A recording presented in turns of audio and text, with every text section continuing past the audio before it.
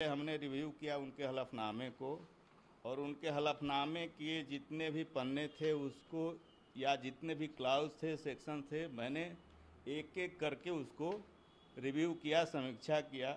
हमने पाया कि इन्होंने जितना भी अपना दावा प्रस्तुत किया है या हलफनामा में जो इन्होंने बताया है वो सारे चीज़ों को समानता नहीं है, सारे चीज़ जो है में भिन्नता है। और इन्होंने जो है इनके ऊपर कनॉट प्लेस थाने में माननीय न्यायालय के आदेश पर रेप जैसे जो ग्रीवियस और हीनियस नेचर का केस है, हीनियस नेचर आप समझ लीजिए, हमारे न्याय संहिता में आईपीसी में और सीआरपीसी में इसको हीनियस नेचर का केस कहा है, जघन्य प्रवृत्ति और अब छोटे मोटे अपराध को कहा जाता है। और चूंकि ये महिलाओं से कारित अपराध हैं इसीलिए इसको हम हीनियस नेचर, और समाज में इसको बड़ा हेय दृष्टि से देखा जाता है, जो इसको हम रेप केस कहते हैं। 376 सेक्शन लगा हुआ है और 120B का सेक्शन लगा हुआ है। दैट्स कॉल कि ये जघन्य अपराध में सन 2021 से अभियुक्त हैं, और इन्होंने अपने उस हलफनामे में 2024 में हाजीपुर से हुए चुनाव के बारे में चुनाव अधिकारी, रिटर्निंग ऑफिसर, कलेक्टर को इस बात की जानकारी नहीं दी है। और जब नहीं दी है तो आज हमने इस चीज़ों को देखा, और चूंकि ये देखिए हमारी पार्टी ने दलितों के लिए क्या किया है, भारतीय जनता पार्टी ने, ये सब लोग जानता है। जो पहले जांच होता था दलित निवारण अत्याचार अधिनियम में, अब उसको डायरेक्ट गिरफ्तारी माननीय नरेंद्र मोदी साहब ने, अमित साहब ने कर दिया, डायरेक्ट गिरफ्तारी। अब उस पर कोई जांच की गुंजाइश नहीं है। जब माननीय प्रधानमंत्री दलितों के लिए इतना चिंतित हैं, माननीय गृह मंत्री, और उन्हीं के कृपा पात्र पर ये चुनाव जीत के आए हैं, इनका अपना कोई वजूद है, ये रंगा सियार हैं। मैं बता रहा हूँ आपको, मैं भी मगध प्रमंडल के भूमिहारों के वंश से, उपज से पैदा हुआ हूँ, आप ये समझ लीजिए। मगध प्रमंडल में सन 1994 से भूमिहार के हकूक़ की लड़ाई लड़ रहा हूँ। अगर वो पासवान का नेता है तो मैं भी भूमिहार का, बिहार का नेता हूँ। मैं, अगर हमको बीजेपी बाद में टारगेट करेगी या कोई पार्टी टारगेट करेगा कि आप जो है लीडर नहीं हैं, तो इसको कैसे मंजूर होगा? हमने खून पसीना बहाया है समाज के लिए। नहीं तो आपने चिराग पासवान के खिलाफ क्या क्या आरोप लगाए हैं? नहीं, हमने आरोप नहीं लगाया है। मतलब आपने क्या, हमारे पास जो भी मुद्दे हैं वो तथ्य हमारे पास प्रामाणिक हैं, आप ये समझ लीजिए, सर्टिफाई हैं, जिसको देश का कानून और संविधान और नियम मानता है। हमारे पास प्रामाणिक साक्ष्य हैं। तो आपने कहाँ ये सब सबमिट किया? हमने इस चीज़ को भिन्न भिन्न तरह के इन पर परिवाद आरोप पत्र दाखिल हुए हैं। ये आरोप पत्र माननीय उच्च न्यायालय में भी दाखिल हुए हैं। ये आरोप पत्र माननीय उच्चतम न्यायालय, जिसको अपेक्स कोर्ट कहा जाता है, मैं लर्नेड आदमी हूँ, मैं वो कोई उठाई गिरा हमारे बारे में अगर कह रहा है कि मैं बीजेपी में नहीं हूँ तो मैं आपको बता देना चाहता हूँ। और कोई सिपाही किसी डीजीपी को बीजेपी से नहीं निकाल सकता है। मैं, हमारे प्रदेश अध्यक्ष की बात हुई थी हमारी, उन्होंने कल फ़ोन किया कि हम मिलना चाहते हैं। चूँकि मैं 2 साल से अस्वस्थ हूँ और चूँकि 6 महीने मैं गंगाराम अस्पताल में यमराज से हमने मौत से जूझा है और मौत को हरा के हम वापस आए हैं, तो हम अब बीवी के जेवर और बच्चों को कपड़े देने के लिए और मकान बनाने के लिए राजनीति कर रहे हैं। जो भी नैसर्गिक न्याय की दिशा में कदम होगा हम उठाएंगे, अपने समाज, अपने जाति, अपने भूमिहार के लिए उठाएंगे। और जो ऐसे ऐसे रंगा सियार हैं इनको वापस भेजेंगे बिहार से, इनको बिहार में टिकने नहीं देंगे। तो आपने कहाँ पे कंप्लेन? हमने माननीय उच्चतम न्यायालय से लेके, चूंकि ये जुडिशली मामला है हाजीपुर, ये पहले, इसके पहले याचिका आई है। आपको ये याचिका जब है, आपको दिल्ली उच्च न्यायालय में, माननीय दिल्ली उच्च न्यायालय के समक्ष ये याचिका आई थी। लेकिन चूंकि माननीय उच्च न्यायालय दिल्ली ने कहा कि चूंकि ये मामला बिहार हाजीपुर का है, इसलिए आप बिहार हाजीपुर का जो जुडिशियरी वो कोर्ट है, state apex court, Patna high court में आप जाइए। तो उन्होंने पटना हाई कोर्ट नहीं आए, लेकिन हम फ्रेम में जो उसका बाउंडेशन है 45 दिन का और 90 दिन का, उस बाउंडेशन में हमने इलेक्शन पिटीशन फाइल करा दिया है। तो हम तो अपनी जगह पर सही हैं। अगर हमको माननीय क्या क्या खामियां पाई गई है चिराग देखिए, पासवान ने क्या-क्या एक तो रेप केस है उन पर प्रमाणित है, उसके लिए अपने एग्जाम्पशन के लिए वो माननीय दिल्ली उच्च न्यायालय में भी उन्होंने प्रे किया है। पिछले 2 अगस्त को उनको नोटिस हुआ था, वो उपस्थित नहीं हो रहे थे, उनको नोटिस माननीय उच्च न्यायालय ने किया है और दिल्ली कनाट पुलिस थाने के एसएचओ ने उनको नोटिस सर्व कराया है और 13 अगस्त को उनकी उपस्थिति जो है अपने वकील के माध्यम से भी हुई है। तो एक ब्रीच तो आप यहाँ समझ लिए कि जिस आदमी पर रेप केस है उसने छुपा लिया, ये बहुत बड़ा आप उसको कहेंगे करप्शन का, और इसको करप्ट प्रैक्टिस आप कहिए।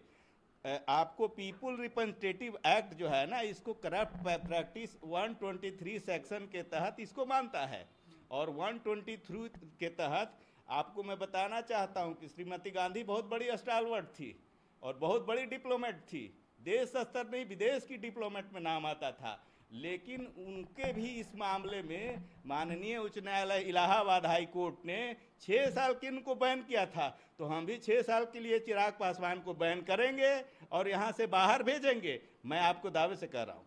एक तो रेप का आप बता रहे हैं और क्या मैंने देखा है कि दूसरे आपको हलफनामे में आप देखिए, इनका हलफनामा है।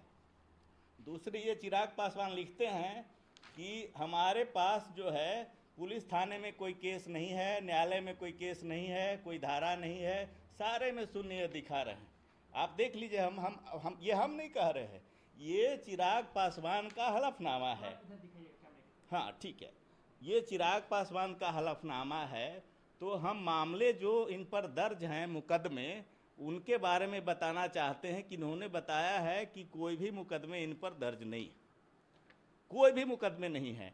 तो इन्होंने करप्ट प्रैक्टिस में ये पहला चूक किया कि उन पर आपराधिक मामले होते हुए अब अगर उनको जमानत मिल गई है या नहीं मिली है या एग्जम्प्ट कर दिया गया है, उस मुकदमे से बाहर हैं, तो बताना चाहिए था कि लिखना चाहिए था कि मुकदमा हुआ था, मुक्त है। अगर बाय द वे उनके पास मुकदमा अगर नहीं है तो फिर ये प्रेस को अपने सामने आके बताएं, उनका प्रवक्ता क्या बताएगा, प्रवक्ता। और तीसरा क्या मामला है जी, एक तो ये रेप हुआ, फिर ये रेप का कांड संख्या बता दें आपको।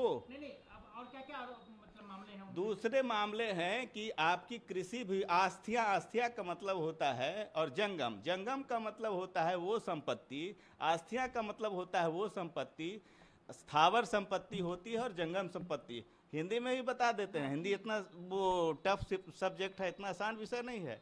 तो स्थावर संपत्ति वो होता है जिसको हम अंग्रेजी में इमूवेबल कहते हैं, जो यहाँ से वहाँ न लिया जाए।